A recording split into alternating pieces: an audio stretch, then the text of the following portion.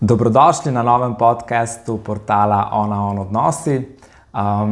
Ob tem bi vas spet zelo povabil na naš portal, kjer imate gor delavnice, skupine, tudi predavanja in tečaje na temo odnosov vse povsod, na delovnem mestu, doma, v družini, med prijatelji. Pa tudi, če spremljate ta podcast na YouTubu, vas lepo vabim, da se naročite na kanal, zato da boste deležni tudi novih vsebin, ki še prihajajo. Danes sem pa zelo vesel, da je k meni v mojo terapevtsko pisarno, mogoče ste ugotovili zdaj, da danes druge snemamo kot ponavadi, da je prišel Benjamin Tomažič. On je moj prijatelj, kolega, lahko rečem, ker se skupaj tudi boriva za to, da bi v bistvu spolnost bila med ljudmi čim bolj celostno predstavljena. On je soustanovitelj skupaj s svojo ženo Mojco Inštituta Integrum, ki je v bistvu v zadnjih, koliko časa ste na sceni? 8 let bo kmalu. 8 let že, ja. V bistvu kar prodrl tudi v šole, zelo med ljudmi in v bistvu oznanjajo eno tako lepo sporočilo o spolnosti in opozarjajo na pasti, ki nas na tem področju tudi čakajo. Hkrati je pa še vedno majčkeno zaposlen v Želimlah, informatiko učiš. Tako je, ja, prve letnike.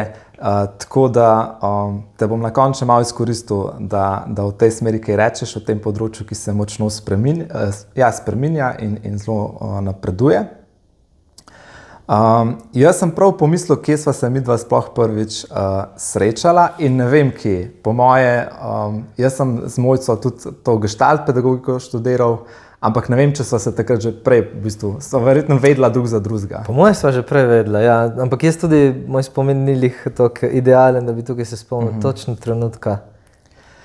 Sem te pa povabil tudi zato, prvič, ker si res strokovnjak na področju vzgoje za zdravo spolnost, pa predvsem, kar se tiče teh pasti na pornografskem področju. Tudi zato, ker se mi zdi zelo iskren in prav se spomnim, ko smo imeli v okviru tega vašega inštituta ene delavnice, mislim, da je bilo na Ošašu. Smo potem imeli refleksijo in je tvoja delavnica bila na temo pornografije in si rekel, da ko so učenci prišli, da so bili zelo nemirni in potem si ti začel govoriti in si takoj iz prve, verjetno dosti na začetku, povedal, no, jaz sem imel tudi s tem težave in potem, ko so začutili to iskrenost, ko so se zidovi podrli, so ti zelo lepo prisluhnili.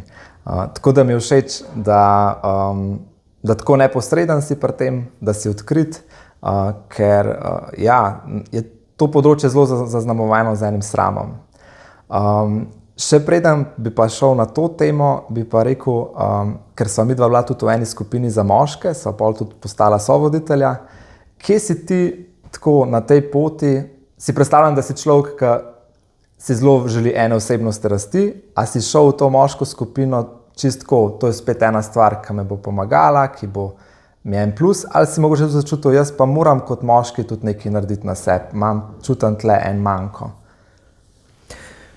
Zdaj, ko razmišljam nazaj, verjetno je bilo vsakega malo. Tako si predstavljam, da ne spomnim se točno trenutka odločitve, ampak vem, da je v tisti moški skupini bilo že nekaj oseb, ki so mi bile dragocene in ob katerih sem čutil, da lahko rasem, da se lahko izboljšujem tako, na različnih področjih. In to me vedno tako privlači v življenju. Če so zraven ljudje, ki so mi ali za zgled, ali vidim, da eno stvar, ki meni ne gre tako dobro, da mi lahko pomagajo pri njej, pa tudi to, da se ne počutim samega, da me to potem privlači. In v tistem trenutku je bilo to kar eno tako pomembno področje zame. Moram reči, da v zadnjih 10 letih je prav prek moških skupin meni izrazito dalo ene spodbude na področju osebnostne rasti.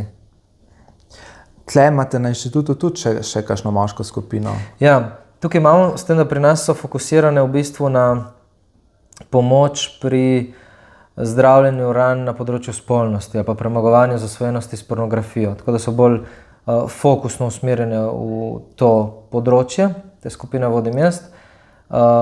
Sicer pa tudi izven samega Integruma je še vedno eno jedro take moje spodbude za rast, prav druženje skupina z moškimi. In kje se ti zdi, da smo tukaj? Tako, vem, da je tako splošno vprašanje, ampak... Ja, po moje, zato, ker je splošno, je lahko odgovor tak, za različne skupine različno nagovarjajoč. No. Ampak to, kar si prej izpostavil, se mi zdi res dosti pomembno. Še vedno smo ful nabiti z nekim sramom, imam občutek. Še vedno ostaja v nas po eni strani en del vzgoje, ki ima sledi iz janzenizma, te puristično in vse, kar je povezano z močjo, s spolnostjo, s moškim v neki zdravi obliki kot nekaj negativnega, z moškim, ki je močan. Tako. Po drugi strani je pa nek mačizem, ki je dost, se mi zdi, družbeno forsiran naprej, kot nek moški, ki si da neko masko mačota, ki ga ne zadanejo nobena čustva, ki ga ne briga v bistvu, kaj se dogaja izven sveta, on je trden, on vse premaga. Ponovadi zelo bogat, zelo zagotovo, ja, hitro dobiva ženske in jih menjuje in to.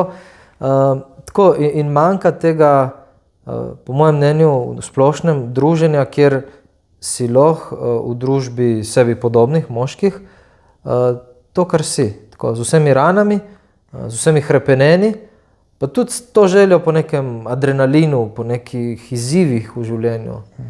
Tako, po mojem smo nekje tam. Ja, prav spomnim se, da je enkrat nekdo rekel, se jaz vse povem svoji ženi, ampak če bi povedal na tak način, kot vam tle povem, bi se izmešalo. Ja, drugače se začutimo. Se mi zdi, da je lažje, ker tako kot ženske med sabo, zaradi cikličnosti in vsega hormonov, že kako jih imamo nastavljenih, načina razmišljanja v možganih in to, je neka druga energija, no, se mi zdi, med moškimi, takrat, ko smo skupaj. In je lahko zelo pozitivna. Lahko je zelo razdiralna, od raznih razbijaštev do teh neslanih šal, če nekaj hujšega, ampak energija, moč, ki je pa lahko tudi zelo ustvarjalno pozitivna. Se ti zdi, da ima veliko mesto pornografija v teh, ko moški želi osebnostno rast, da je pogosto ta tema ali pa pogosto tudi, ko moški vidi, da ima težave s pornografijo, tako zazna, ok, jaz pa rabim tle neko podporo. Da je pogosto vstopna točka sploh za eno tako pot. To ne vem, verjetno za tiste, ki pridijo k nam, k Integrumu, ja, zagotovo. V splošnem pa, ja, ne vem, če kakšen program Exodus 90 pogledam, zagotovo. Tam mislim, da je bilo to na prvih mestih, zakaj so se možje odločili za to asketsko pripravo in neke izzive na tem področju in prakse, navade. V splošnem se bojim, da bolj v bistvu to še vedno zaznamuje z nekim sramom, s tem, jaz res nisem vreden, jaz ne bom tak, kot sem v resnici, zato ker pol bi vsi me zaničevali, ali pa po drugi strani tega ne vidim kot problem. Zdaj, morda bolj v tistih krogih, kjer se trudimo tudi moški neko osebnostno rast, tam pa se mi zdi, da je to, ker to je preplavljeno, pač dejstvo je, da v današnji družbi bolj ali manj vsi smo v enem obdobju življenja, verjetno ste imeli izzive, gledali pornografijo, kar je zagotovo zaznamovalo tudi naš pogled na spolnost in na samega sebe. Ne? Recimo Peter Topič, ki se kot terapeut zelo poglobljeno s tem ukvarja, pogosto pravi, da pridejo individualno moški k njemu s to težavo in jih on pogosto potem usmeri v skupino in da je ta prehod zelo težek za mnoge izmed njih, zaradi tega, ker ravno to bom povedal eni osebi, ampak na skupino pa ne bi hodil. Kako ti gledaš na to, zakaj je ta prehod težak, zakaj se ti zdi vseeno vreden, recimo, če kdo je na tej točki, zakaj, ker jaz sem tudi včasih tako gledal, ko sem sam, terapeut, pa tudi sem pol kakšno skupino imel, sem najprej tako, skupina je pa za tiste, ki mogoče jim je ali predrago iti na terapijo, ali mogoče jim je prepogosto, ne, pa bo šli na skupino, pa bo vsaj nekaj imela. Ne. Potem je pa ena terapeutka rekla, ne, skupina ima tudi enakovredne, ne, drugačne kvalitete, ampak so enakovredne pač individualni terapiji. Ne. Recimo, kje ti vidiš prednosti prav, ali pa tako ene stvari, ki jih druge ne morejo najti, kot v skupini, prav na področju, recimo, da nekdo želi premagati zasvojenost s pornografijo. Predstavljam si, da je tudi na drugih področjih zasvojenosti, kjer je prisotno dosti sramu, verjetno podobno, ampak v odnosih 1 na 1 se lahko človek čuti že zelo slišanega, sprejetega in varnega. Jaz bi rekel, da verjetno en zelo močnih korakov, verjetno enako težkih tudi za koga, tudi to prvo razkritje, da tudi vsaj enemu poveš za to. In je potem en korak ali naprej, ali pa drugačen, tudi to v skupini. Po mojih izkušnjah ima skupina neverjetno moč prav pri tem, nisem sam. Nisem edini tok, ki sem tok zasral v življenju, tudi drugi imajo s tem težave. In tukaj se mi zdi, ful močno lahko pade to breme sramu, pa nek občutek povezanosti. Se pravi to, da pripadam na nek način. Pa ne zdaj, da bi se primerjal, čeprav prihaja tudi do tega lahko ful hitro, ampak v tem smislu nekega zaznavanja sebe kot nekoga, ki je vreden in ki ni manj vreden v tem svetu. Tako. In tukaj se mi zdi lahko skupina in podelitve zgodb ogromno dajo. Druga stvar se mi zdi pri skupinah pa je to, da lahko s tem, ko poslušamo zgodbe drugih, jih tudi sami predelujemo vedno. In se mi zdi, tudi če nekaj nismo mislili izpostaviti, pa gremo v bistvu skozi poslušanje, empatično poslušanje nekoga drugega, lahko ogromno razrešimo. Lahko dosti napredujemo, se učimo tudi na ta način zase. In tukaj se mi zdijo vrednosti res velike in dragocene, ki jih, tako kot si samo menil, individualna srečanja ne morejo dati na nek način. Ja, dostikrat je eno tako soočanje, a ne? Če tudi recimo tam 1 na 1 je eno mnenje, a ne, na drugi strani, a ne, ali pa en pogled, a ne, se terapeuti načeloma ne svetujemo, razen kadar res treba neke okvirje postaviti, ampak v skupini, če pa tako 90% skupine deli podobno zgodbo ali pa v podobno smer gre, potem pa ti začutiš, mogoče je pa res nekaj na tem, a ne, moram pa tudi jaz tukaj to premisliti ali se soočati s tem na tak način. Ja, tukaj je moč majhnih skupin, sploh ki so povezane, kjer je neko varno okolje, ker tega manjka po mojem tudi nasplošno v današnji družbi. Okolje, kjer bi lahko razkril svoje rane, tudi svojo nepopolnost. Se mi zdi tako zelo pogosto ali v službi, ali pri športu, ali ko gremo na pivo, tako ne gremo zato, da bi povedali, jaz sem pa na tem področju res ful zasral. Ne grem s tem a priori tja, ali pa da bom pokazal svojo bolečino. Te skupine pa velikokrat so prav zato temu namenjene, ne? Da lahko tam se pokažem tudi v tem, kar ni najboljše, kar se mi zdi, da res nisem uredno naredil. In je eno tako olajšanje, pa ena iskrenost, neka avtentičnost, ki jo drugače v splošnem v družbi se mi zdi dosti primanjkuje. In je v skupini, ne?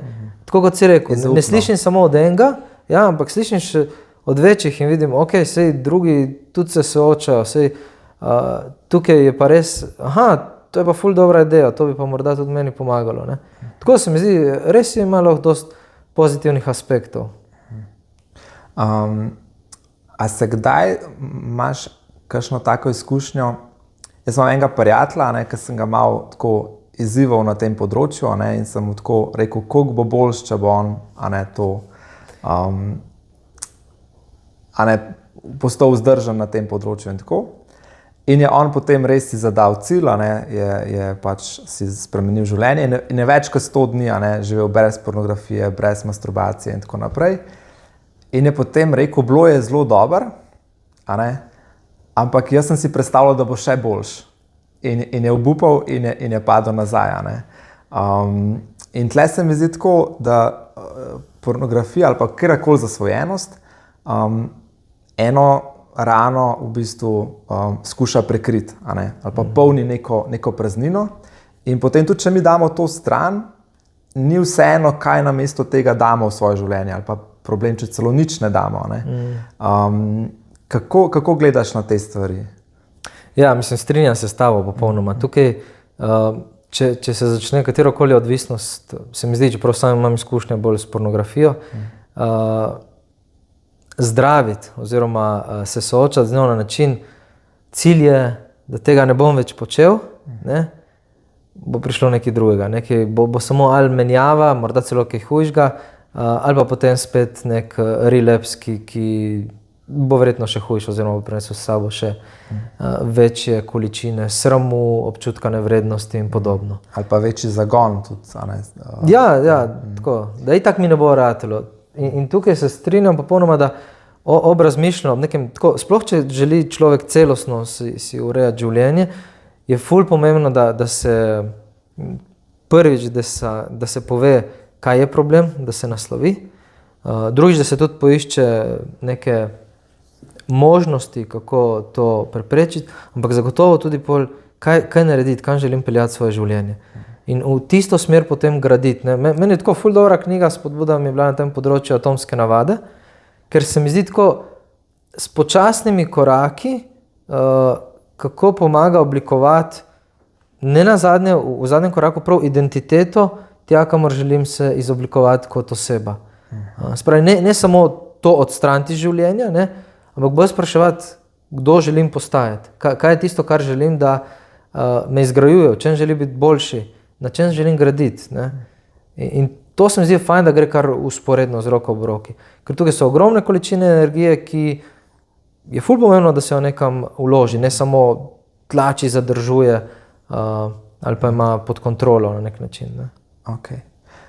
Ker si tudi pedagog, daj peva zdaj tako na mlade, recimo, prav mogoče, ne vem, saj vem, da se lahko že zelo zgodaj srečajo, ampak recimo, da vas zdaj najstnike tam od 10 naprej, tako v mislih, ki po večini imajo telefon, po večini imajo en nekontroliran dostop do telefona. Z vsem, kar ti veš, kar si slišal za ogromno enih zgodb, si tudi mentor tem, ki pridejo s to težavo. Kaj bi ti recimo v en najstniški jezik povedal mladim, ki se jim ne zdi to nič problematičnega, ki pač raziskujejo, ki so, ki jim je to blazno, se vsem je privlačno, ampak tako, oni pa, se mi zdi, bolj, vsi smo ranjeni na kakšnem področju, ampak recimo, bolj, kaj pa ranjen en mlad človek, bolj mogoče še posebej fantje, nam je to hiter en tak pobeg, ena distrakcija ali pa tudi res tako pobeg iz realnega sveta, da se grem prav nezdravo potolažiti nekam. In če si predstavljava zdaj tam enega 12-letnika, ki reče, lej pa kaj se ti to z mano pogovarjaš, sej nobenega nisem ubil, nobenega nisem užalil, tam so ljudje svobodni. Komu delam kaj slabega? Komu delam kaj slabega, kako recimo, če bi te vprašal, dej, prepričaj me, da je to slabo. Kaj bi ti rekel? Meni je ful dobro, mi prihaja na spomin, ko imamo delavnice na šolah, ko se pogovarjamo o tem z mladimi, tako po večini dekletom se zdi to slabo, se zdi nekaj izkoriščevalskega, nekaj, kar ne prinaša nekega lepega pogleda na odnos. Ampak ful mi je dobro tako pri fantih, ko imamo ponovadi damo list na tla, na enega napišemo plus, na drugega minus, tako ful preprosto in iščemo pozitivne in negativne lastnosti pornografije. Ne, tako. In mi jih je zelo dragoceno samo poslušati, tako, pa gledati, kaj pišejo gor. Ampak se mi zdi, ko se jim da varen prostor, da se o tem celostno, kritično razmišlja, sami pridejo do zaključka, da tukaj dobrega, tako realno dobrega, realno gledano dobrega, da ni skoraj nič, da je ful malo. Tako ful so dobro, kdaj ful zagovarjajo to, da je plus, da porno igralke ful v redu zaslužijo, ne, da imajo ful denarja. To ponavadi se strinja, to je plus. Ja, tako, da niso na cesti. Ja, pa se pogovarjamo, je zanimivo, nekaj naredijo s tem denarjem in pol tudi sami. V bistvu že ful poznajo, to mi je zanimivo. Tudi tisti, ki nikoli prej ne govorijo o tem, vedo, da ja, sej ful jih je zadrogiranih, imajo neke zasvojenosti za to, da utišajo to žalost, bolečino, ki jo imajo noter. Ogromno tega že vedo, po večini, ko se pogovarjamo z njimi, no? Ampak večina jih pa tudi reče, da o tem se ne pogovarja praktično z nobenim. No? Bolj kot karkoli drugega se mi zdi dragoceno, pomembno, da ustvarjamo nek varen prostor, znotraj katerega lahko vprašajo, lahko postavijo svoje mnenje, izzive, poglede različne. In jim potem verjamem, da jih razum in srce vodita kot govorom, ki jih čutimo, da so v redu. Ker tukaj je vsakem od njih je položeno neko hrepenenje po tem, da bi bil spoštovan, ljubljen, in to vedo, da pornografija ne vodi v to smer, da jim ne prinaša tega. No. Ker danes je se tudi po raziskavah, mislim, da je tam okrog 25% pornografskih videoposnetkov, ki vključujejo nasilje, prikazuje, da to nasilje v spolnem odnosu ženski paše ali pa da je nevtralna do njega. Ne? Se pravi, zelo, malo posplošeno, ampak zelo velika večina pornografije postavlja nasilje v spolnosti kot nekaj običajnega, željenega, normalnega, neproblematičnega. In to itak ženske to bolj odbiva, ampak tudi fantje čutijo, da tukaj nekaj ni cool. Ne? Je pa v ozadju to vedno neki hujši, močnejši dražljaj, da potem se obdrži uporabnika. Ne? Ja, sej, pornografija je zdaj že zelo raznolika. A ne?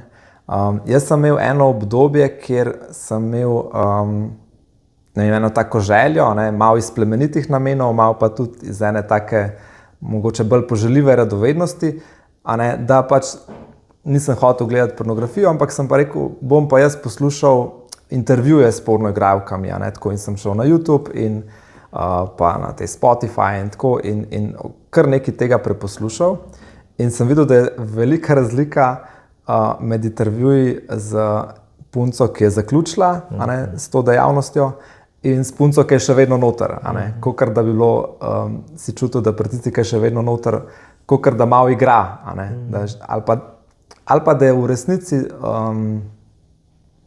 mogoče ni toliko v stiku s sabo, a ne, da v resnici verjame ene stvari, ki, če bi bila zelo iskrena do sebe, jih ne bi več čutila. Ne. In ja, tukaj sem se spomnil tudi en poslovnež, a ne, se je pogovarjal z enim lastnikom enega tega lokala, kjer so bile te striptizete in tako, in je pač kot kolego, ne, poslovnežu je tako rekel, kako pa zaslužijo te punce striptizete, kako pa pol porabijo ta denar, ne. In je rekel, ja, da zelo veliko zaslužijo in da živijo iz meseca v mesec, da nič ne prihranijo, da je ogromno enih odvisnosti pri njih, ne, od shoppinga do drog, in da je zelo težko v bistvu vzdrževati, a ne. Verjetno si marsikdo predstavlja, saj punca se je znašla, a ne, zdaj bo malo tako delala, potem si bo, ne vem, v Ameriki plačala študij ali pa v Sloveniji kakšno drugo investicijo, ne, ker je študij brezplačen. Potem pa bo, a ne, ampak v bistvu realnost pa je pri veliki večini veliko bolj kruta, tudi veliko smrti je, a ne, pri recimo pornoigralkah. Ja, samo poškodovalnih na vseh področjih v bistvu, no, tako. Ja. In tudi bolezni, tako, po večini so precej težke zgodbe, ja. Pa tudi si me spomnil na en intervju enega režiserja, pa pornoigralca, tudi zelo znanga, ki je rekel, ja, to je naše delo, ne, to je drugače, kot ko imamo spolne odnose s partnerjem doma, ne. Pač on je dal za primerjavo, tako kot nekdo, ki vozi Formula 1, ko bo otroke peljal v šolo, bo vozil po omejitvah, ne bo driftov, dirkal, kakorkoli, ne. In tako je za nas, pač tisti spolni odnosi so igra, ne. Ampak dejstvo pa je, da ta igra je na tako intimnem področju in telesno in duševno, da potem v bistvu, tako kot morda tudi kakšna druga služba, ki nas popolnoma preplavi, potem zaznamuje tudi osebno življenje izrazito močno. In tukaj so rane dosti globoke lahko. Ja. Pari, ki so se snemali, ne, za denar, ki so bili pač običajni pari, včasih imajo celo otroke, pa tudi lahko nekaj malega zaslužijo, ne, tako kot neki amateri. Potem pričujejo, da ko enkrat začneš se snemati, v bistvu kot para, ne, ko kamere nimaš več spolnih odnosov. Ne, so pač samo tisti spolni odnosi in se v bistvu marsikaj spremeni. Tako se mi zdi, da bi se malo igrali z ognjem. Gremo v nekaj, kar v bistvu čisto ne poznamo. Če se vrnem zdaj na te najstnike, se mi zdi, da ob tem, kar si ti govoril, se da zelo dobro začutiti, da marsikdo, mogoče ne vsi, ali pa tako marsikdo, tudi odvisen, kakšne ima starše, kakšno ima vzgojo, lahko začuti, tukaj nekaj ne diši. Tudi če si jaz še toliko to želim, me toliko vleče, nekako čutim, da ni prav. Nekaj me že prepriča. Ampak si pa zelo težko predstavljam, da brez enega spremstva, tako kot si rekel, nekoga mora imeti, da ga lahko vpraša, se pravi, da ima neko pomoč tudi zunaj sebe, en najstnik verjetno to ne more premagati. Tudi odrasel človek sam tega ne more premagati. Ja. Če si to globoko noter, ne prideš sam ven. Ker je preveč se zaciklamo in ni tukaj v naši moči, če je. Tukaj mi je zanimivo recimo zgodba Gaborja Mate, ki je psihiater, ne, ko pričuje o svoji zasvojenosti. Ne. Ravno tako on sam, kljub vsem pač zdravilom, ki jih ima na voljo, znanju, ki je na svetovnem nivoju, ne, je ostajal znotraj istih vzorcev ponovljivosti, dokler je bil sam s tem. Ne. In to velja za vsakega od nas. Pri mladih pa še toliko bolj. Ja. Tukaj je dosti pomembna komponenta, ki jo prej nisem izpostavil, razvoj možganov. Ne. Pač mielinizacija prefrontalnega korteksa se zaključi tam nekje med okrog 23 leta starosti. To pomeni, da otrok med 9 in 11 letom največ začne takrat gledati pornografijo, pa ima prvi stik takrat, niti približno ne more računati na to, da bi razumni del možganov vodil njegove odločitve. Ne? Ker so toliko pomembnejši drugi centri v možganih, ki prevzemajo odločitve. In ko priješ do nečesa takega, je res nemogoče v bistvu, kljub vsem zaščitam, pa še tako, če v družinah, kjer se pogovarjajo ali pa kjer imaš neko zdravo okolje in to prihaja do tega. Tako da, če pa tega ni, je pa še toliko težje. Sploh v tej najbolj zreli dobi. Ja, jaz si v bistvu sploh ne predstavljam. Ne predstavljam si nekaj, kar je zdaj splošno, se pravi ta internetna pornografija. Recimo, ker jaz sem odraščal, ko so bile revije, ko je potem še kakšen CD smo skrivali kje, in potem sem se jaz v 8. razredu osnovne šole sem se odločil, da jaz pa to ne bom več, in sem rabil, mislim, da več kot 5 let, da približen nisem več, tako. Se pravi, če takrat je bilo to toliko težko, pa sem jaz, vem, da sem hodil k duhovnikom, da so me spremljali, pa sem iskal pomoči, kjer se je le dalo, za tiste leta, jaz sem bil res tam en pokovc, ampak tako, nekako so me res na enih tako duhovnih vajah tako res prepričali, to pa ni dobro zate. Ampak tako, res je bila dolga pa krvava, tako krvava, pač dolga pot, težka pot. Tako, tudi z vsakim, ki sem se pogovarjal s sošolcem, je rekel, mene to sploh ne skrbi. Tako. In zdaj si ne predstavljam, na tem nivoju, kjer je pa zdaj pornografija, govorim samo tehnološko toliko bolj dostopna, razvita, ne vem, čez videoprodukcija, koliko je dobra. In spomnim se, kaj je Jani Pravdič enkrat rekel, kaj pa pogledal potem skozi, ne vem, Apple je imel nova virtualna. Ja, ta očala in si je to zavrtel, in ne vem, par minut to gledal in potem je rekel, hvala Bogu, da nisem najstnik. Rekel, ker če si zdaj najstnik in da to sprobaš, verjetno nimaš nobene želje po iniciativi pristopiti k deklektom, iti v realen svet, se za karkoli boriti, ker je to predober. Tako se je on izrazil. Ne? Ja, itak, zakaj bi se matral, šel v neke nevarnosti, se bal tega, da boš zavrnjen, če tam lahko kadarkoli, s tako žensko, kot želiš, toliko časa, kot želiš, ne, imaš na voljo. To se kaže ful kot velik Vsako problem. sekundo imaš lahko drugo. Ne? Ja, tako, povprečen čas ogledovanja enega prizora, mislim, da je 6 sekund pri pornografiji. Ne? To se kaže kot ful velik problem, recimo že sploh v kakšnih azijskih teh državah, Japonska, Južna Koreja, kjer je neverjetno zmanjšano število realnih stikov, odnosov, tehnološko pa zelo naprej družba, kar se tega tiče. Ne? Ja, se tle en tak, recimo, ker si tudi informatik, ne, lahko mogoče na tem mestu vprašam, kako se ti zdi, ne, da je tle, ne, zdaj smo govorili o negativni, se pravi, bolj ko tehnologija napreduje, bolj je z vidika tega konteksta to slabo, ne, zato ker je to hujši napad na možgane, to hujša zasvojenost, to hujši, ne vem, vsi ti hormoni hitreje podivjajo in tako. Kaj, če bi te nekdo vprašal in za pornografijo in za tehnologijo, ne, tako, recimo najprej pornografijo, a je kaj dobrega? Tako, a je recimo to, da se je to toliko razširilo, po tvojem mnenju, ena dobra lastnost prišla iz tega? Pornografija, da se je to razširila? Ja. A je to zdaj bogokletno vprašanje? Ne, sam razmišljam tako, kako bi celostno odgovoril, pa iskreno. No? Prej si me spomnil na moje prvo srečanje s pornografijo, ko je bilo, ko smo neko videokaseto en sošolc doma dobil, pa nas je povabil, pridite pogledat, kaj si dobil. Tako, koliko si bil star, se spomniš? Ja, 9 let, 3. razred sem bil. Ja. Ne spomnim se prizorov, kakšni so bili to, ampak spomnim se pa dogodka, tako, ko smo se gledali, sravno si bilo, malo tako, smo bili radovedni po eni strani, po drugi strani smo vedeli, da ni najboljš, ampak itak z nobenim ne bi govorili o tem, ni šans takrat. Ne?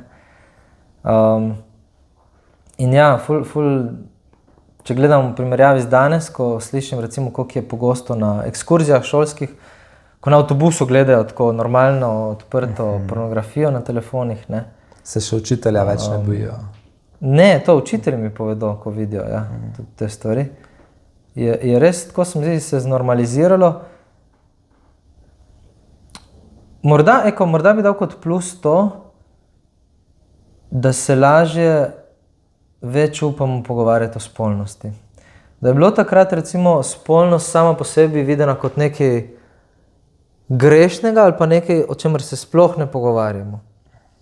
Danes je lahko to izgovor, da se o tem vsaj pogovarjamo, recimo. Ne pravim, da je to vredno od tega, kar je nastalo, ne daleč od tega, ampak je lahko to, in tudi po naših izkušnjah, marsikatera šola nas povabi na delavnice ravno zaradi tega, ker se je nekakšen tak dogodek zgodil.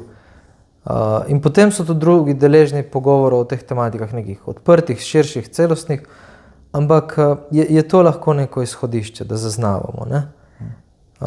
Tako si me spomnil, ko včasih pridejo pari po varanju na terapijo in njim se v tistem trenutku zdi to nepremostljivo.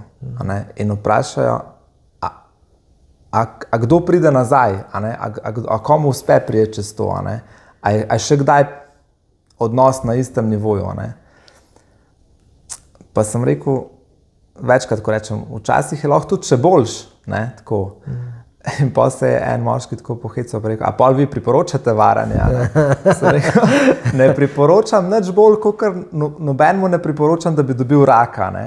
Ampak marsikdo, ki je dobil raka, je rekel, šele zdaj sem začel živeti. Zdaj sem v bistvu videl, kaj je pomembno v življenju, postavil sem si ene prioritete, postavil sem si ene cilje, zavedal sem se, katere stvari so mi lepe in sem začel boljše živeti. In tukaj, kakorkoli je to težka stvar, uničuje odnose, uničuje moj pogled na drugi spol, je lahko en začetek ene ponižnosti, pa ene osebnostne rasti. Ali pa tudi, to vprašanje zdaj na mestu sem hotel postaviti, kako pa zdaj odrasle, a ne, mogoče še posebej pare to uničuje. Ja, mislim, dobra istočnica mi je bila, ker se mi zdi, res je lahko tudi še tak izziv v življenju, lahko postane neka odskočna točka za neko še strmejšo rast. Spomnim si me na primere ljudi, ki so bili spolno zlorabljeni, ne? Ker se mi zdi res ena taka bolečina in ni variante, da bi rekel, kdorkoli pri zdravi pameti, to je nekaj dobrega, kar se ti je zgodilo v življenju. To nikakor.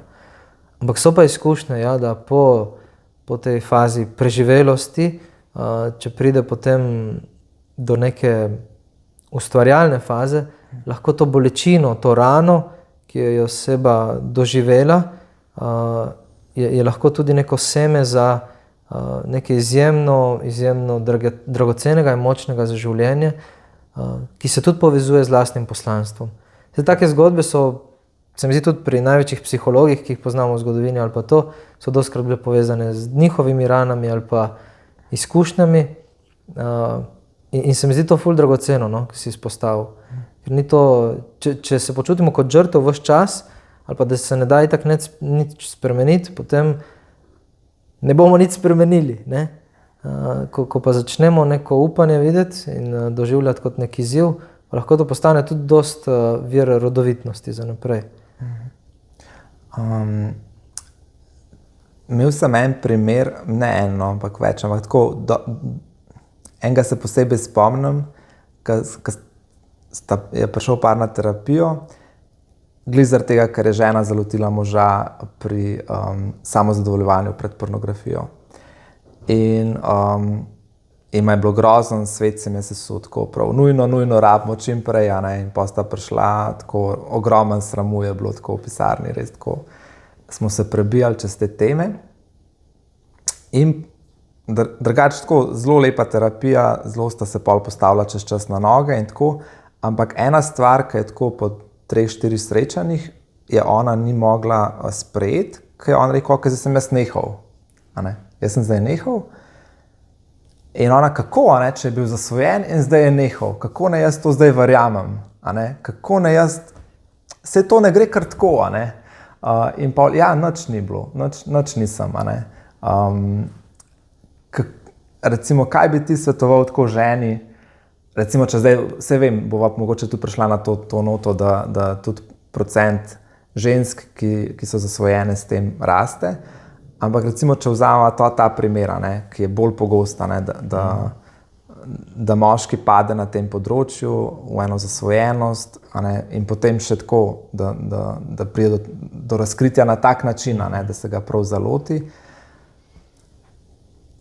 Kaj je zdaj eno poslanstvo ene pametne žene, da v tem naredi, kako ne ona spremlja to, kako ne gleda na to, kako ne verjame, da bo on zdaj boljši? Ja, fajn se mi zdi, da je v stiku s svojimi čustvi in občutki, zagotovo, in da jih v besedi. In tukaj se mi zdi predvsem odgovornost tistega, ki je varal, padel, povzročil bolečino, da prisluhne partnerju in da se zaveda, da je to tek na dolge proge. In če bo žena imela pol leta ali pa 2 leti občutek, da mu ne more zaupati, da je to počasi potrebno sprocesirati naprej. Ampak po izkušnjah pride, vkolikor je to iskreno in dejansko, pride potem lahko, da se pogovarja o teh občutkih in o izzivih na tem področju, pride do nekega zaupanja, tako kot si ti rekel, potem pride še do večje lahko intimnosti, povezanosti, nasplošno v odnosu. Ker tukaj mi je fajn misel, da nasprotje recimo nečistosti, zasvojenosti s pornografijo, z samozadovoljevanjem, ni odsotnost tega, ne? Ampak je res čustvena povezanost. Je to da nisem sam, da sem v nekem odnosu, kjer se čutim varnega, sprejetega, ljubljenega, tako kot sem. In to zahteva dolgotrajno gradnjo, ves čas nenehen proces rasti.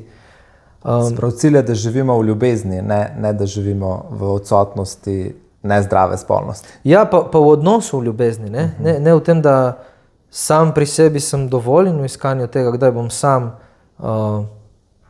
zadostil vsemu, kar potrebujem, ampak da se zavedam, da sem vedno tudi soodvisen od drugih. Tukaj za ženo pa, da ne pozabim tega, se mi zdi dosti pomembno, da ne začne igrati vloge policaja. Ker to ne vodi potem v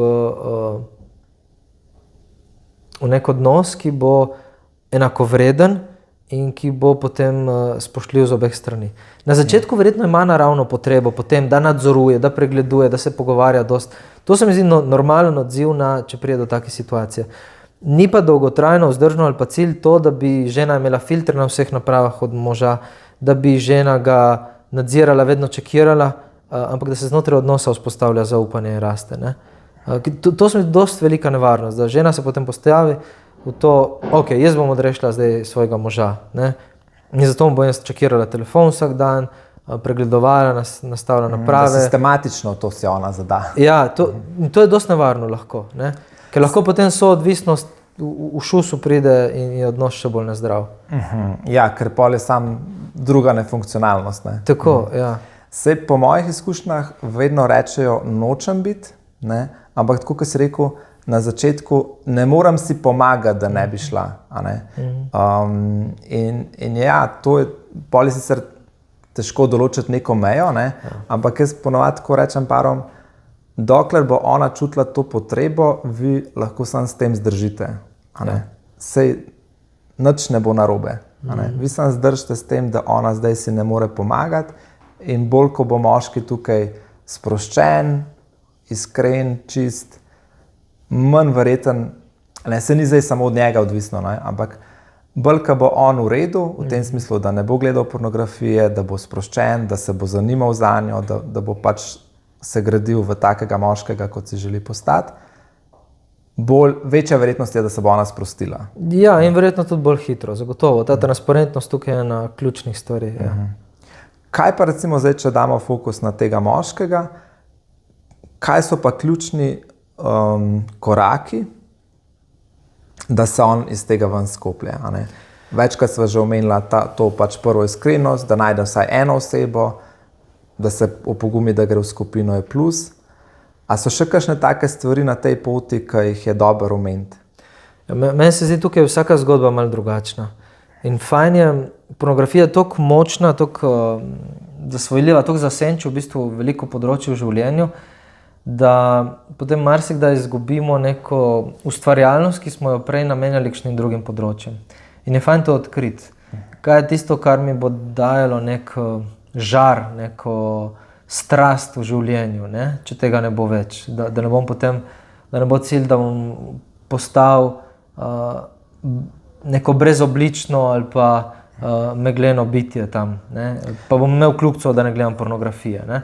A večkrat opažaš, da ljudje, ki so zasvojeni s pornografijo, recimo če vzamemo moškega, da jim je edini užitek ali pa edina taka lepa stvar v življenju je biti z lepo žensko. Ali pa da jim je to tako predstavlja največji... Kad tako včasih koga vprašaš, kaj bi si pa ti dal zdaj za eno nagrado, ne vem, recimo. Ali srednješolce rečeš, ok, boš naredil maturo, zdaj si pa ti neko nagrado prvoš, da se boš spočil, ali pa enemu zaposlenemu, ne vem, delal si na enemu projektu toliko časa, da ste zdaj nagradi. In v bistvu velikokrat se mi zdi, da moški če jaz ne vem, kaj si želim.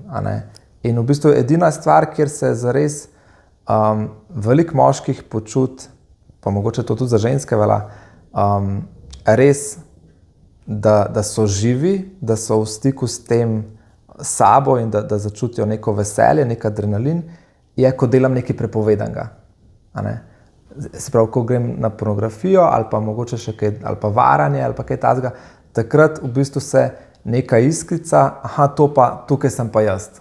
Ker mogoče posod druge sem toliko v nekih pravilih, mogoče tudi v nekih maskah, ko pa nekaj prepovedanega naredim, tam pa začutim, da je to zame. Ja, to se mi zdi nasplošno problem te družbe ugodja, v kateri živimo. Se mi zdi največje šuse dopamina dobimo, ko je zraven še malo adrenalina, nekaj prepovedanega, kot si rekel, ne? In zato nas dosti pogosto vleče v to smer, ne? Se mi zdi, da to je nekaj, kar ostaja na površju, zaradi tega, tako kot si rekel, zaradi tega, ker večino časa smo navajeni nositi neke maske in polih toliko si želimo enkrat vrš dol in biti pač brez tega, biti drugačni, karkoli že to pomeni. Bojim se samo, da tudi takrat nismo zares mi. In da tudi človek, ki si privošči, ne vem, ljubice ali pa varanje ali pa to, ga to ne izpolnjuje. Ni to nekaj, zaradi česar bi se počutil, ja, zdaj sem pa cool, zdaj sem pa jaz. Mogoče sem zamenjal masko na drugo stran. Ja, v bistvu se mi zdi, res je velik problem, nasplošno opažam, ko mentoriram moške, ker imamo tudi pogovor o tem, kako sem praznoval, ali neko obdobje treznosti, ali nek dosežek, ali neko, ko sem se odpovedal sprožilcu, ki je prišel, ne? Ne znamo, res ne znamo, tako ful iščemo. Aha, a je to, da grem na pivo zdaj, recimo praznovanje, ne? A je, da grem v hribe, da si vzamem čas. Ja, za nekoga je lahko, ne? Ampak ful težko nam je dobiti zdrave oblike praznovanja. Da se ne nažrem, vse pri ženskah je podobno, da se ne nažrem z čokolado, ne? Da ne gledam celo noč nekih dram tam, tako. Ampak meni se zdi to res ena kriza moškosti, ker recimo mi gremo tako kot povprečni ljudje na morje, ne, vsako leto in že kot sem jaz otrok, smo hodili vsako leto na morje in nisem, pa tudi pri sebi opažam to, jaz se sicer trudim boriti proti temu, kar bom zdaj opisal, ampak čutim, da me tudi vleče v to. Jaz sem opazil, da otroci itak uživajo, ne, gremo na morje. Žena tudi, ne, ona tako velikrat, moja žena in tudi, ko grejo druge ženske, veliko se pogovarjajo o tem morju, pa bomo šli, pa ko me čakajo in tako. In tudi polka je tam, včasih sicer pride pol neko razočaranje, ne, ker mogoče ni toliko lepo, pa ker vidimo, da tam tudi moramo biti starši, ne. Ampak, ko pa gledam očete, moške, je pa tako, aha, jaz sem zdaj tle zato, ker moram biti. Ne, ker pač se moja družina želela, da gremo na dopust in zdaj jaz tukaj, a ne. Sprav, še ko je na dopustu, to ne čuti on, da je to za njega, a ne. In v bistvu malo kdo, recimo jaz se pol vsaj to vprašam, rečem, ok, tudi če sem zdaj mogoče tako začutil, ja, sej mogoče tudi to ni zame, si bom pa naredil zdaj tako, si bom tako, a ne, terapevti uporabljamo izraz, si bom lastninil svojo družino, to je moja družina, to je moja žena, to so moji otroci, dajmo mi zdaj nekaj lepega narediti, da se bomo imeli vsi fajn, vključno z očetom, ne. Ampak tako se mi zdi, da je to en tak trend, da tudi ta kriza moškosti, a ne vem sploh, ja, ko sem v službi, vem, da moram delati to, kar mi šef reče, ne, prej sem delal za šolo, ne, ampak kaj je pa tisto res moje, a ne. In dokler so moški samski, še nekako, a ne, vseeno si izbirajo hobije, ki so mi približno všeč, a ne. Ko pa pride ta odgovornost starševstva, se mi zdi pa, da veliko moških je posrkanih potem v to, a ne. In če bi jih vprašali, kaj bi si pa ti res želel, verjetno bi veliko moških rekel, jaz bi sam želel, da ležim na plaži in da mi dajo vsi mir in mogoče, da me pride ena punca zmeserati, a ne. Tako, več od tega pa, to se mi zdi eno tak odgovor, kot če najstnika vprašaš, kaj si želiš, ko boš velik, 90% najstnikov bo rekel slaven in bogat, a ne. Kar pomeni, da niti ne vejo, kaj si želijo, ker vsi bi bili slavni in bogati, a ne. To ni še nič originalnega njihovega. Kaj razmišljaš ob tem? Ja, ful misli bi prišlo na misel ob tem, ko si govoril, no. Strinjam se s tabo, no, da je to velik problem, da verjetno najbolj prav pri moških se prepozna v današnji družbi ta problem. Razmišljal sem o sebi, tako, kako pa o tistih prijateljih, bližnjih, ki živijo v podobnem okolju, recimo imajo majhne otroke, pa neke podobne vrednote. Kaj je tisto, kar nam pomeni neko nagrado, da se počutimo fajn, neko praznovanje, da nam je kul. In ja, in je izziv, in je treba vlagati energijo v to, da pridemo do nekih zadovoljivih odgovorov, ki niso hkrati še slabi, ki ne prinašajo hkrati še nekih brezvezdnih stranskih učinkov. Na morju se spomnim letos, recimo, meni je bil tak dober izziv, da sem peljal tamale s supom stran. Največ adrenalina sem začutil, ko sem enkrat bil že od obale, smo bili, ne vem, 100 metrov kaj takega, in me te drugi sin, ki ima 7 let, opozori, ej tata, tamale 2 sta brez rokavčkov. Tako mi je bila odgovornost, sem bil živčen, ampak je bilo nekaj takega. Jaz moram zdaj poskrbeti, ker je še pihalo, je bilo kar precej valovito, da varno pridemo vsi nazaj in uporabiti svoje talente, svojo moč, razumejo nekakorkoli. In taki izzivi se mi zdi, ki jih iščem, so meni ful dragoceni in mi dajo nek občutek praznovanja. Recimo, vse lahko so preprosti, lahko niso tako nevarni, recimo ste starejšimi dvemi, ko greste na 2 s kolesi, jaz grem laufat zraven. Ona 2 boš kolesar, tako kot jaz laufam zdaj že, ne? Ampak je nekaj, kjer se počutim živega, kjer moram dati svojo moč, smo skupaj in se mi zdi, da je tak klasičen problem tukaj je, da manjka nam, sploh moškim, manjka nam neke zdrave iniciacije. Prvič, mi nismo bili deležni in zato se mi zdi tudi v odraslost težko vstopamo s pogledom, jaz sem zdaj moški in v redu je, da sem to in sem sposoben in vreden, da sem moški tukaj na tem mestu, kot sem. In po drugi strani premalo dajemo to mlajšim fantom. Nekega obdobja prehoda v splošnem nikakor ni. Fazaniranje, recimo, ki je lahko en delček tega, je velikokrat spet izkoriščevalsko. Ja, ful hitro lahko prije na izživljanje, kar je zloraba in kar je lih kontraefekt. Se mi zdi, iniciacija je nujno, da zahteva nek izziv, ampak na nek spoštljiv način, ki ne žali drugega. Pri fazaniranju je pravno to, da se ponižuje nekoga drugega. Velikokrat, se ne vedno. Tako.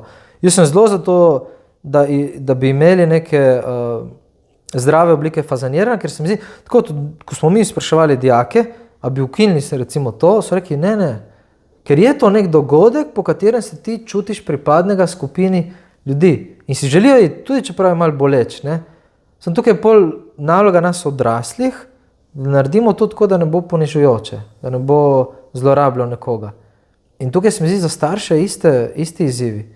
Mi imamo tako skupino teh moških, ki se še dobivamo in peljemo vsako leto, zdaj že kar nekaj časa, za en vikend samo očetje, otroke, neka v naravo, v divjino, ne vem, recimo Matkov kot, Logarska. Taborit. Ja, Taborit, šotori, tako, Kočevski rok, take variante. In je vrhunsko. Letos se nas je peljalo na traktorski prikolici 30, smo šli pomagati pobirati krompirjenim kmetom tam, kjer smo bili.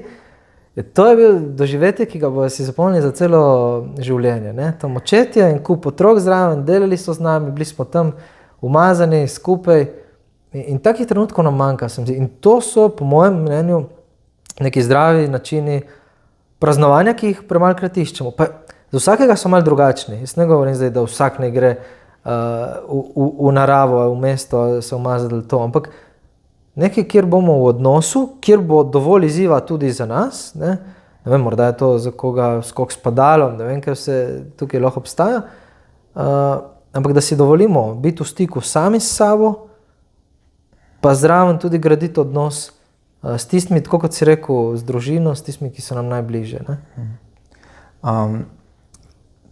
A lahko kaj več rečejo o tej iniciaciji za moške? Ja. Jaz imam zdaj sicer malo slabo vest, ker jaz sem bil vzgojitelj v dijaškem domu, ne? In jaz sem bil tist, ki naj bi,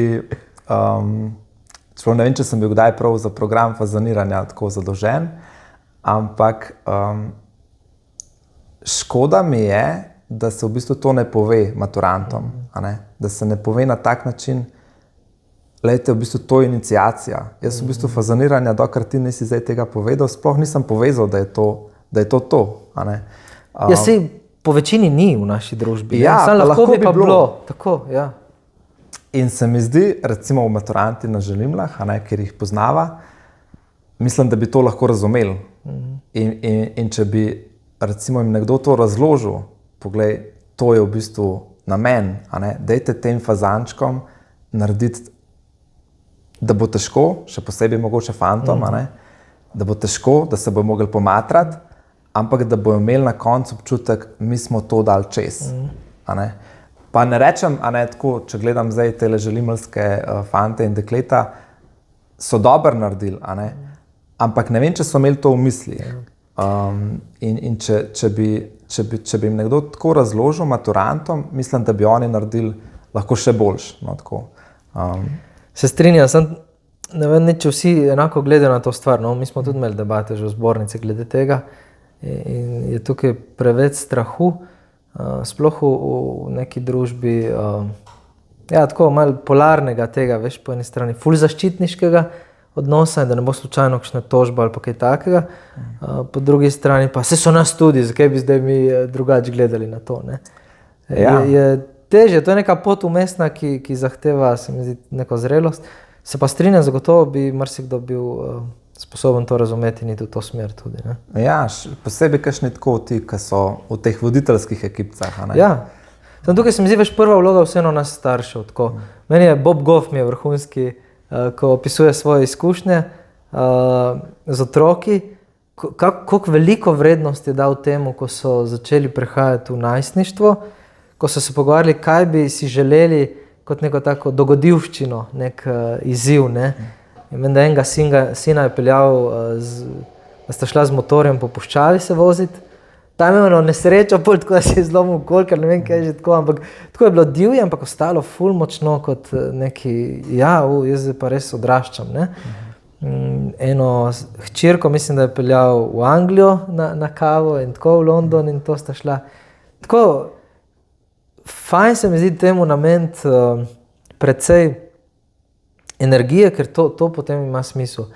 Jaz sem z mojim 7-letnikom, s drugim, ker se imenuje Jakob, sva letos šla po Sloveniji en del Jakobove poti hoditi skupaj. Bil tudi izziv. Takrat imel še 6 let, je 6-letnik prihodil 35 km v prvem dnevu. In tako neverjetno, koliko sem ga takrat bil sposoben videti v eni drugačni, bolj celostni luči, mu prisluhniti. Veš, ki so bila sama, ena na ena. Tako. Kako si ga pa motiviral? V bistvu ga ni... Ali je to napačno vprašanje? Ne, ga ni bilo potrebno ful dost, ker sem razmišljal o tem, kaj so njegove močne točke. In on je po naravi ful športnik in to mu je v izziv, take stvari. Drugo pa je še res to, da smo imeli za cilj kraj, kjer sem bil jaz rojen, kjer živijo moji starši. In on je ful povezan, se ful dobro razume z nonotom in nono, tako da mu je bilo to še ena dodatna spodbuda. Greva tja, kjer je ful fajn ponavadi, tako to sta bile glavne motivacije, ampak res je tukaj sama pot bila pomembnejša od tega zagona začetnega ali pa cilja.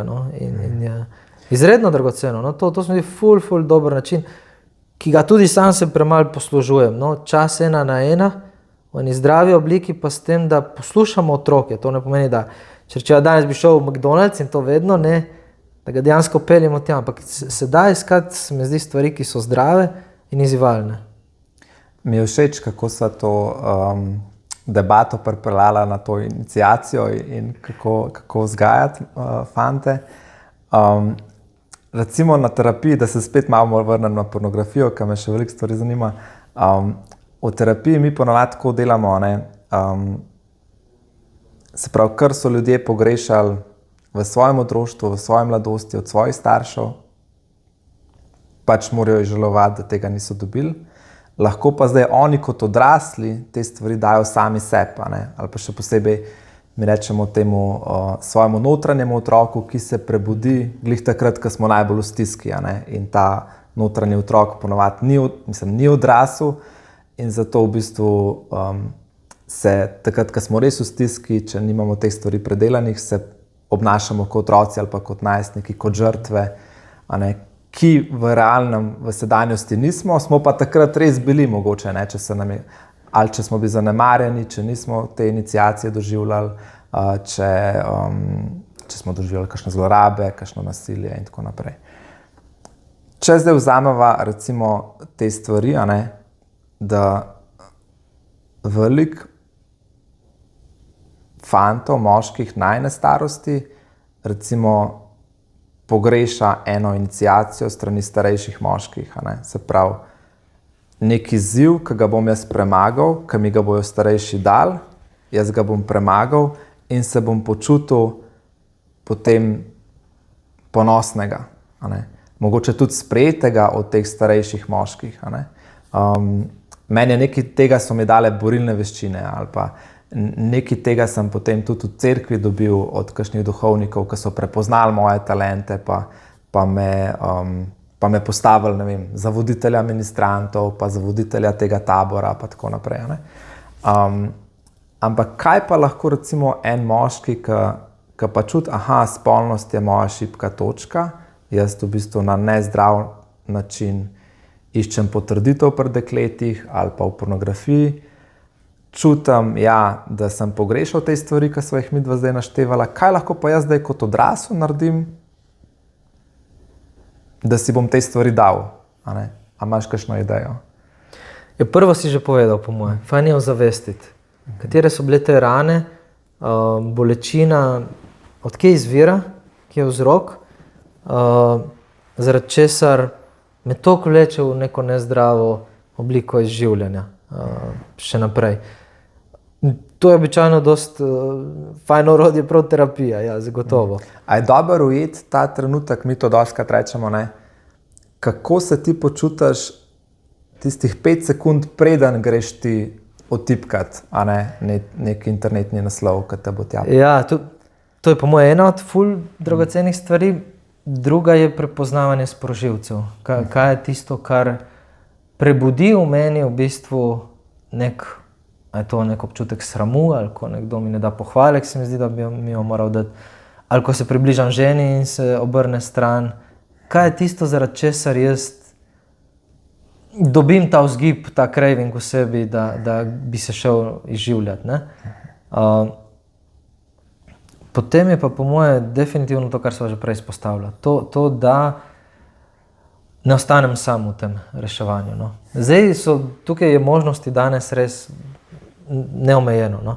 Od aplikacij, ki pomagajo, če nekdo bolj, da bi bil z distanco, do kakšnih spletnih tečajev, do skupin, ki so v Sloveniji prek spleta, ki so v tujini, recimo, od terapevtov do mentorjev, svetovalnih programov, skupin raznih, poleg anonimnih seksaholikov, katakombe, mi imamo mentorsko skupino, tako, da ne ostanem sam, če želim tukaj narediti neko spremembo. No. Ker tukaj je res dragoceno, se mi zdi to, ko se bogatimo, ko si pripovedujemo o tem, kaj smo poskusili, kaj je delovalo, kaj ne, kako smo se počutili, se mi zdi to izjemen nek tak boost, nek zagon nam da, da lahko delamo korake potem naprej. In je vredno, po moje tukaj je ful velika vrednost lahko. Je vredno tukaj misliš reči, da si potem drugačen, da mogoče življenje gledaš, ne vem, bolj v barvah, več vidiš, koliko je življenje lepo. Ja, tudi to. Tako, bolj se počutiš živ, bolj se počutiš, da si lahko to, kar si povsod bolj ali manj, se mi zdi, ne? Bolj sproščen. Sproščen in da dejansko uživaš v stvareh, da opaziš stvari, ki jih prej nisi, da ti je lahko en golob na strehi, ena zvezda, let metule, nekaj tako, kar ti prinaša veselje, srečo, da ne iščeš samo tistih šusov, ki niso realni, ki so iz nekega sveta, ki ti nič ne koristi. Da je tudi ta svet tukaj zdaj čudovit, da mi daje nekaj lepega. Kaj pa, če se zdaj fokusirava samo na to iniciacijo, a ne, če rečeva to, ker se mi zdi, da je dostikrat mogoče pol v kakšnih skupinah nek tak umeten poskus to iniciacijo narediti, ko en, recimo odrasel moški, ki je 45 let, poskuša neko iniciacijo narediti v skupini moških, ki so pa 35-letniki. Vsi so odrasli, vsi imajo podobne rane, ne?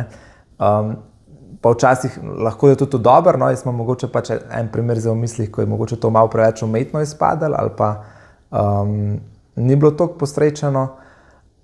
Recimo, da en moški reče, ok, jaz sem pogrešal to iniciacijo, a lahko zdaj kot odrasel kaj naredim, da bom vsaj nekaj teh benefitov tega imel, a ne? Ali je to, se pravi, jaz sem tle malo začutil, da je pomemben si dati neke izzive, ki pa so vezani tudi na odnose, da pač ne grem jaz samo kolesariti pa pač si govorim, danes sem 20 km, jutri 25, ne, in vse to sam, ampak da so neki odnosi. Ja, tako, drugače lahko zelo hitro postane spet samo menjava zasvojenosti ali z nekim športom ali nečim takim, kar spet samo prikriva rano bolečino.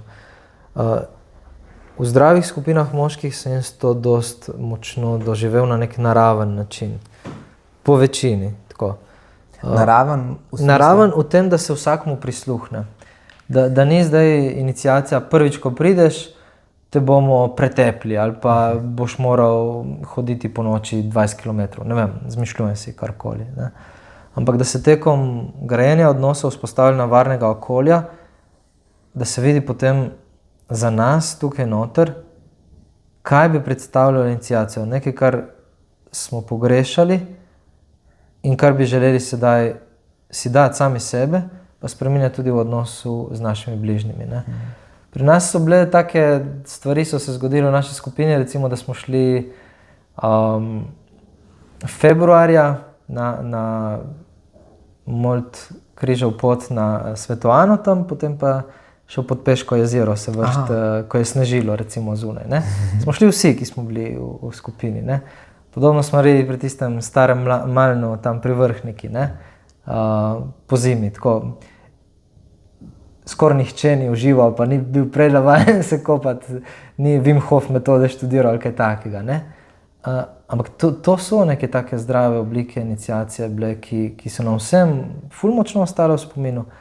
Nobenemu niso škodile, povezali so nas v teh odnosih in nam dali tudi nek ta adrenalin, brez da bi komorkoli dejansko škodili. Ne? Sam se mi zdi, je fajn prisluhniti, ker tukaj smo vsi različni. In silt, če se sili spet nekoga, je, se mi zdi, avtomatsko že večja verjetnost, da pride do kontraefekta. Ker smo tudi različno pogrešali v otroštvu, bili deležni, lahko je ista stvar, ki bo pri nekom super način iniciacije, bila pri nekom drugom spomin na zlorabo, recimo, ki jo je doživel. Ne?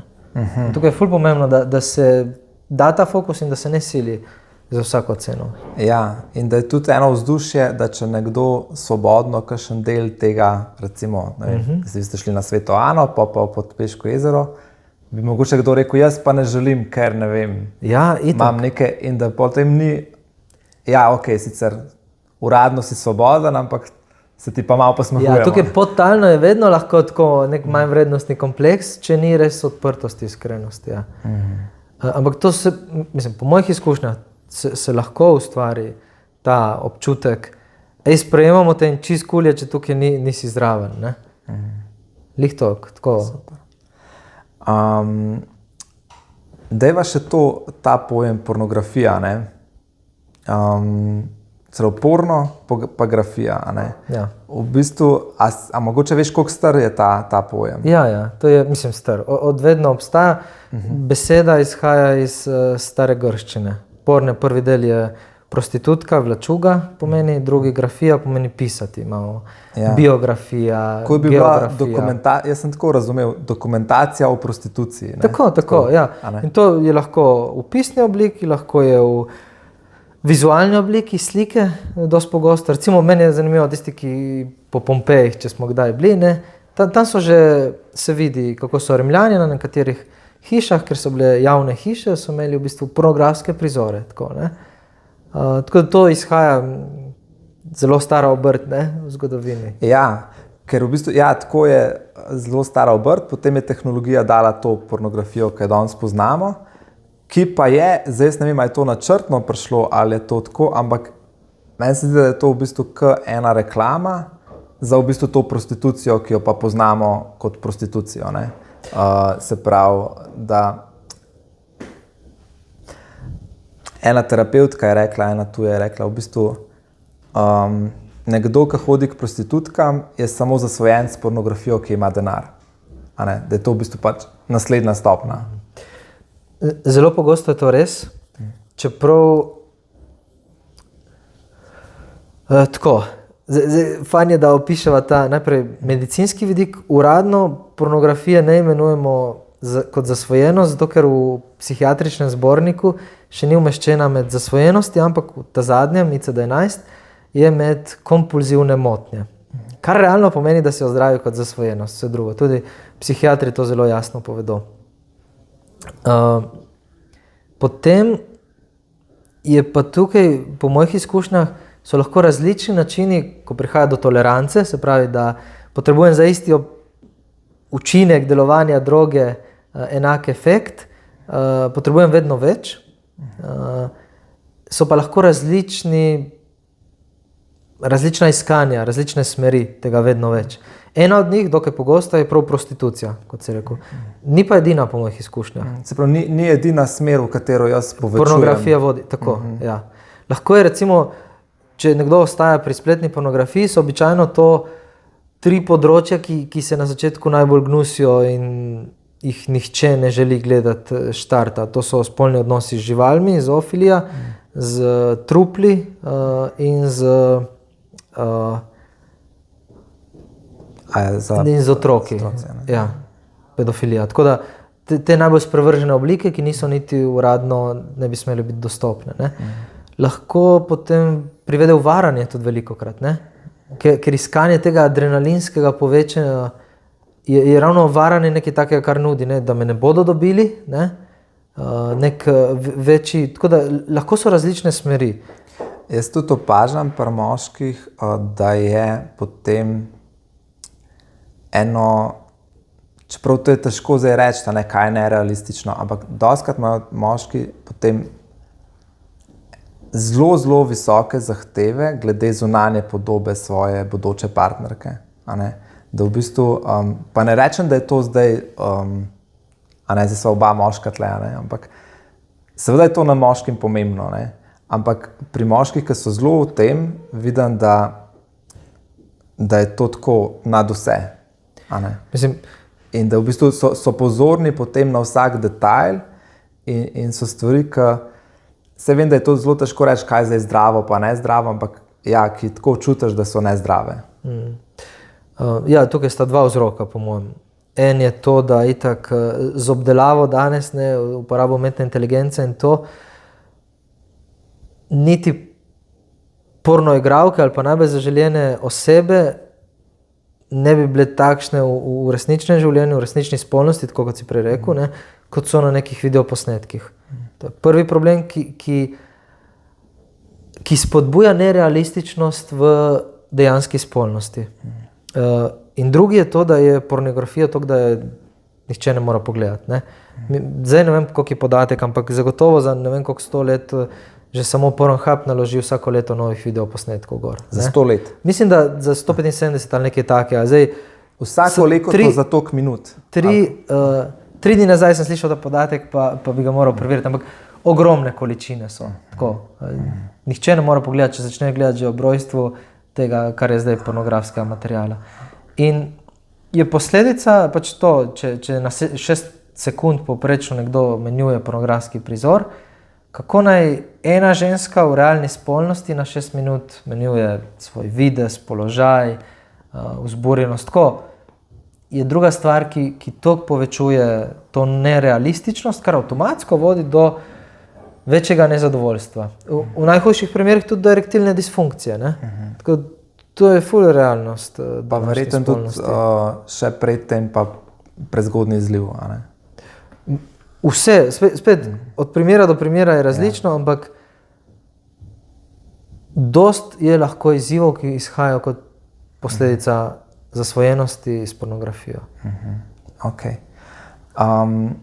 Malo drugače pri ženskah, tudi druge zgodbe njih privlačajo ali pa jih privlačajo predvsem te zgodbe, tudi bolj verjeten zvok, kakor slika, tudi romani. Kaj so ene značilnosti tle, mogoče tudi še več sramu, ker si reče, ok, za fante je to nekaj normalnega, pa fantje se mi zdi, da kakor veliko stvari si fantje, smo bolj tihi, pa si ne povemo med sabo v primerjavi s puncami, na tem področju pa glih obratno. Ja, tukaj so bolj glasni, tak. Pač ponovadi lažje se fant pogovarja o spolnosti, čeprav običajno se ali na mal zafrkavanje, na način šal recimo, ali pa z nekim moraliziranjem tako. Ampak pri ženskah je tako zanimivo, da po covidu zdaj v zadnjih letih se je dosti močno povečal delež žensk, ki redno gledajo pornografijo. To je zanimivo, tako da postaja pornografija tudi za ženske vedno bolj privlačna. Je pa res, da žanri, ki jih ženske običajno gledajo, so drugačni oziroma bolj izvirajo iz teh romantičnih nekih odnosnih dimenzij. Dosti bolj so povezani z zvokom, ja, branjem, revije, erotične in podobno. Ampak to gre gor, no, tako. Včasih se heca kdo, da pri moških itak više ne more iti, ne? Tako da potem se sam še na drugi strani to veča. Ker da smo itak vsi, da smo vsi bolj ali manj. Enkrat smo to bili v tem. Ne? Ja, bolj ali manj enkrat smo bili, ali pa smo še. Ja. Tako da je, čeprav v končnih fazah se mi zdi, dostikrat prihaja do tega podobnega. Iskanje tam nečesar, kar nimam v življenju, oziroma iskanje nekih občutkov, ki zalijejo mojo trenutno bolečino tukaj in zdaj. Ta nek beg, tudi tam je dosti pogost. Se pravi, ta čustveni vzorec je pa podoben. Kar se čustva tiče... V tem smislu pobegnem od realnosti, kar je tudi za druge zasvojenosti. Ja. To se mi zdi v splošnem spet. Specifični primeri so zelo drugačni. Ja, si predstavljam, da za eno dekle se pa res počuti sama v tem. Čeprav ni sama, ampak tako za eno dekle, da pa poišče pomoč, je pa toliko večje tveganje, verjetno tudi je treba veliko več sočutja dati, da nekdo lahko pride. In tam je sramu lahko še več. In ta občutek, jaz sem res najslabša, najgrša, najbolj nevredna, je lahko tam še močneje poudarjen kot pri moških. Zanimivo je, da mi pri Integrumu, ko smo začeli z mentoriranji, v enem trenutku smo imeli celo več žensk, ki so prihajale na svetovanja kot moških. A v tem smislu pa so bile pogumnejše? Takrat v enem obdobju se je lih tako zvrstilo, ne vem kako, ampak ja. Mogoče so ta glas o Integrumu. Morda so si tudi med sabo, ja. Hitrej širu. Ja. Ok. Dejva še čist nekaj reči, bom te spustil pravi čas, gledam na uro. O tem ne bova mogla čist spolne vzgoje obdelati celostno, ampak glede na to, da si ti oče 5 fantom, da si profesor na srednji šoli, da si res velik pedagog, imaš veliko stika z mladino, rad imaš mlade. Če se fokusirava na fante, pa poleg tega, kar sva že povedala, na področju spolne vzgoje, kaj se ti zdi pomembno, da predvsem oče fantom da, pa lahko se sprehodva od spočetja rojstva pa do 23. leta. Okay, do časa res povoljni, ampak tako te poudarki, recimo. Meni so super poudarki, recimo, ki jih da Eldridge v knjigi Pustolovec bojevnik kralj, ker se mi zdi tako oriše ene situacije v življenju moškega, ki nas lahko spodbujajo k nekem zdravem spraševanju tudi o vzgoji. In se mi zdi, v začetnih fazah je res dragoceno, da damo neko sprejetost fantu v tem, kar je. To nek občutek brezpogojne ljubezni, zaščite ob jasnih mejah. Tukaj ni mišljeno, da bi mu pustili vse, kar dela, ampak tako, tudi če ga ustavimo in zelo jasno povemo, nekaj se ne dela in to moraš narediti, da je vedno v ozadju misel, neskončno te imam rad. Najin odnos je ful višji, tudi kot karkoli, kar narediš ti narobe. Od tvojega vedenja. Ja, tako. To se mi zdi v začetnih fazah dosti dragoceno močno. No? Tako. Potem naprej iskanje teh izzivov pa talentov. Tam, kjer se on počuti močnega, mu pomagati iskati, dajati, pomagati, biti ustvarjalen tam, kjer si želi in kjer je dejansko dober. To, da lahko trguje s svojimi talenti, da jih razvija. Tukaj zelo ne podpiram tega prehitrega profesionalnega udejstvovanja malih otrok, v smislu sin bo nogometaš in ga moramo pri 5 letih voziti 3-krat na teden na treninge in to se mi zdi tako bolno in da lahko iz lastnih hran potem delamo škodo tudi otroku. No. Tako da res sem proti temu. Ampak to, da se ga potrudimo slišati, pa mu po možnostih omogočiti zdrav razvoj in tudi udejstvovanje, recimo kot si ti rekel, neke borilne veščine ali kaj takega, se mi zdi, da je dosti dragoceno lahko za njegov razvoj celostno, ob učenju nekega reda, udejstvovanja, temu, da sem prisoten tudi takrat, ko se mi ne da, recimo. Ne? So ful tako pomembne stvari za razvoj, do tega dobro se počutim v svojem telesu. Ne? In to je lahko na glasbenem področju, nekaj znam ustvariti ne zvoke, lahko na športnem področju, lahko kaj drugega, recimo. Do potem teh mej, ki se v puberteti začnejo, se mi zdi, tako ostreje kazati, ne? Ampak še vedno jih potrebujejo, dosti močno. Samo potrebujejo jih v odnosu. Meni je, recimo, ful mi je dragoceno, ko z dijaki debatiram o starševskem nadzoru na pametnih telefonih in rečejo, da nekateri ga imajo, nekateri ga nimajo, ampak rečejo, nam je ful v redu, da ga imamo, ali pa nam je totalno brez veze. Ne? In ponavadi je ločnica med tema dvema skupinama, v kakšnem odnosu so ga bili deležni. Ne? A starš da pol nekaj drugega namesto interneta, a da svoj čas? In tudi kakšen zgled je. Veš, tukaj v vseh obdobjih se mi zdi največ, kar lahko naredimo, je tudi, da jaz sebe čekiram. Če želim vzgajati fanta k spoštljivemu odnosu, a sem sam spoštljiv. Če ga želim vzgajati k razvoju talentov, a skrbim za svoje talente in se jih trudim razvijati. To se mi zdi vedno... Bere knjige, a jaz berem knjige. Ja, na nek način tudi to, ja. Ne? In to se mi zdi res ena ključna stvar. In tukaj pri teh omejitvah so tako ponovadi rečejo, in se ful strinjam z njimi, nam doma se zaklene YouTube po 20 minutah in pa smo v dnevni, oče in mama vsak na svojem telefonu, gledata, nas je zaklenilo in tako. In je totalen zgled kontra temu, kar naj bi učili. Ne? Če pa imajo sreče enkrat na teden, lahko rečejo,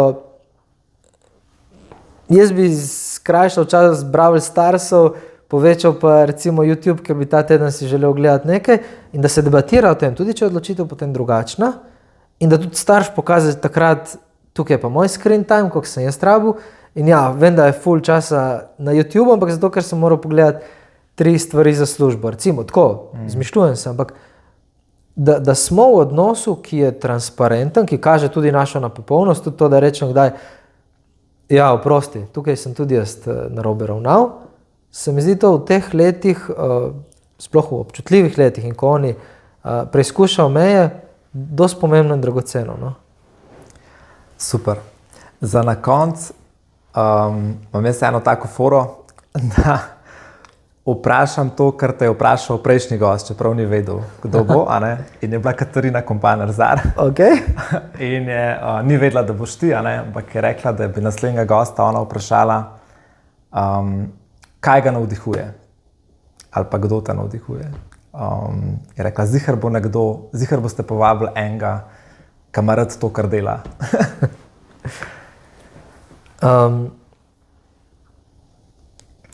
Dosti ljudi, ki me navdihuje, prav o tem, recimo, ko sva prej pogovarjala, to zadnja faza pri Eldridgeu je to mentorstvo mlajšim. Ne? In tukaj vidim sam in si želim načrtno se obdajati z moškimi, z odraslimi, ki imajo, ni nujno da na vseh, ampak na določenih področjih več izkušenj in znanja, kot ga imam jaz. In zato sem ful hvaležen. No? Zdaj, če bi moral izpostaviti enega,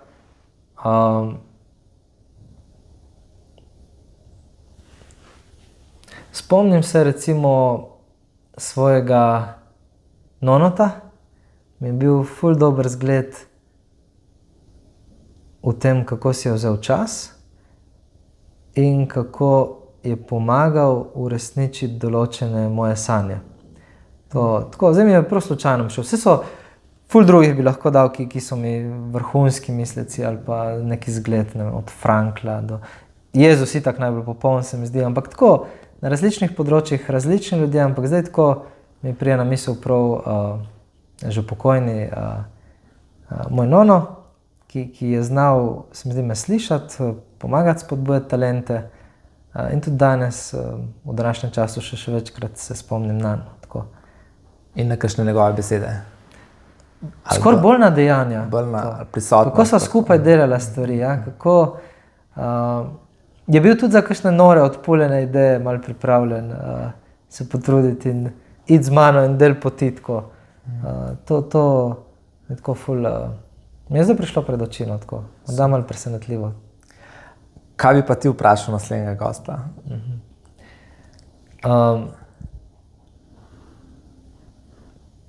Kaj je tisto, kar bi svetoval sam sebi, če bi lahko govoril s seboj, ko je bil star 13 let? 13 let, ok. Benjamin, stokrat hvala, ker si bil tukaj naš gost. Z veseljem. Veliko uspeha in veliko iskrenih pogovorov v vaših skupinah, veliko nagovorjujočih pa navdihnjenih besed tudi, ko boš predaval in ko boš to znanje svoje širil naprej. Tudi vsem, ki ste poslušali to do konca, se zahvaljujem. Še enkrat vas vabim, da se naročite na kanal, pa pejte na portal Ona on odnosi. Boste videli tam gotovo kaj zanimivega, kar vas zanima. Je zelo veliko različnih tečajev, predavanj, tudi skupin, pa se še gledamo. Lepo bodite. Svenja.